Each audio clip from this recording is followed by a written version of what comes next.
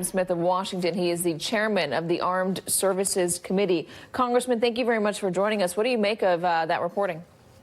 No, I think there's a lot of controversy within the Pentagon and within the Republican Party. Most Republicans think we should stay in Syria and continue to fight ISIS and protect our interests there and not, most importantly, abandon our allies who have fought with us, the Kurds and also other members of the Syrian Democratic Forces. So there's a big contention going on within the Republican Party and between the White House and the Pentagon. Now, it's interesting. The president has said that we're pulling out of Syria.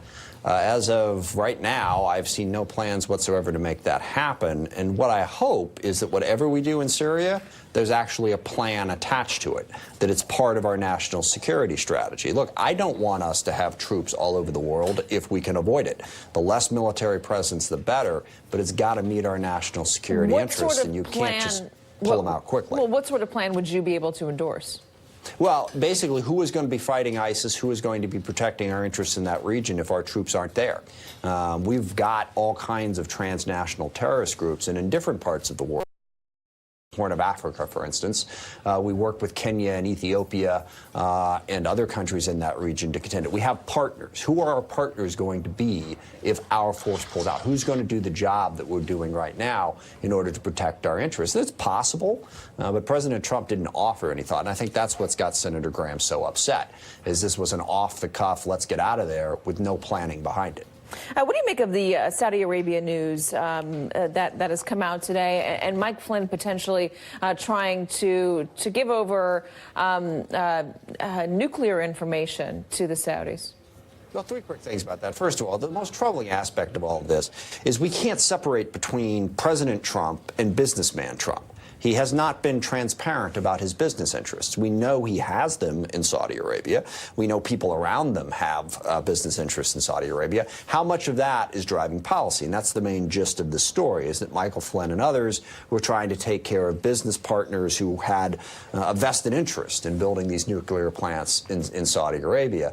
Second, the vastly more troublesome thing continues to be President Trump's steadfast refusal to hold the Saudis accountable for the murder of journalist Khashoggi and not basically say what we clearly know, that Saudi Arabia was responsible for that.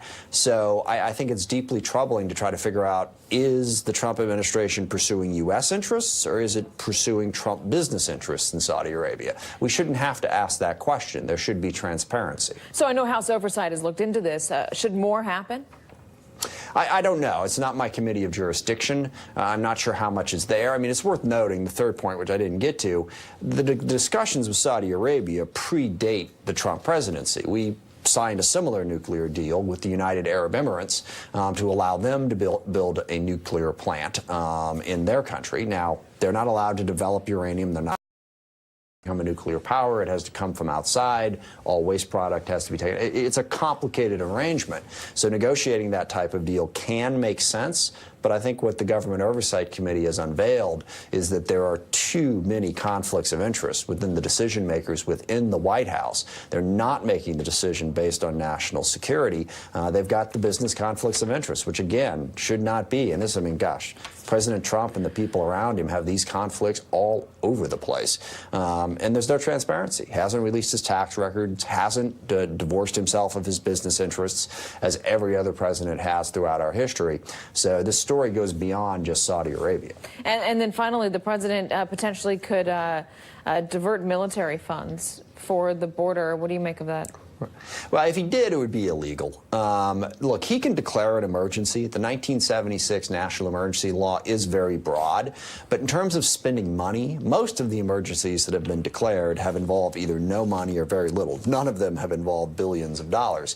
And the law is very clear. If you're going to spend money taking it from the military construction budget out of the Pentagon, it has to go for something that is going to protect U.S. armed forces.